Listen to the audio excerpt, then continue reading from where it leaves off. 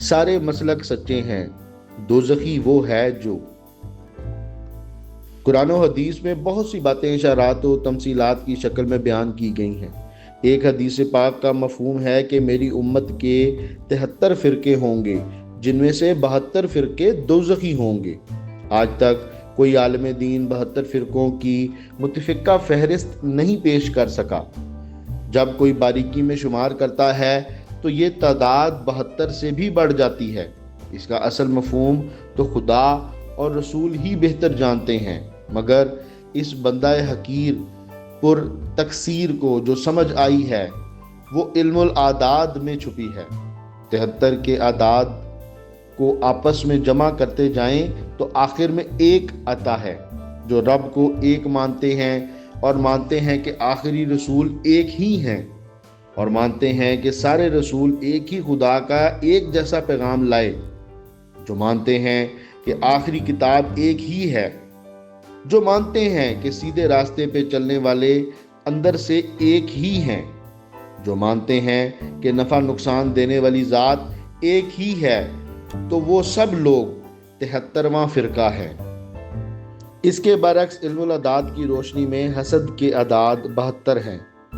جو خود کو سچا اور دوسروں کو جھوٹا سمجھتے ہیں، جو خود پرست ہیں، جو خود کو ہدایت یافتہ اور دوسروں کو گمراہ سمجھتے ہیں، جو اس بحث میں پڑے رہتے ہیں کہ خدا اور رسول میں سے کون سینئر ہے، فلاں 2 رسولوں میں سے کون سینئر ہے، فلاں 2 صحابیوں میں سے کون افضل ہے، فلاں 2 تابعیوں میں سے کون افضل ہے، فلاں 2 بزرگوں میں سے کس کا مرتبہ بڑا ہے، ان سب کے اندر حسد کے اثرات پائے جا سکتے ہیں، اور ان کا شمار 72 فرقوں میں ہو سکتا ہے۔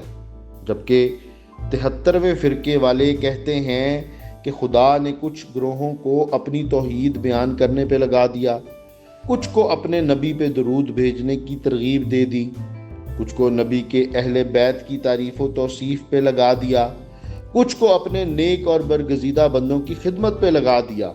سب کا الٹیمیٹ مقصد خدا کی رضا ہے۔ اس طرح کی سوچ رکھنے والے ہمارے نزدیک 73واں فرقہ ہیں۔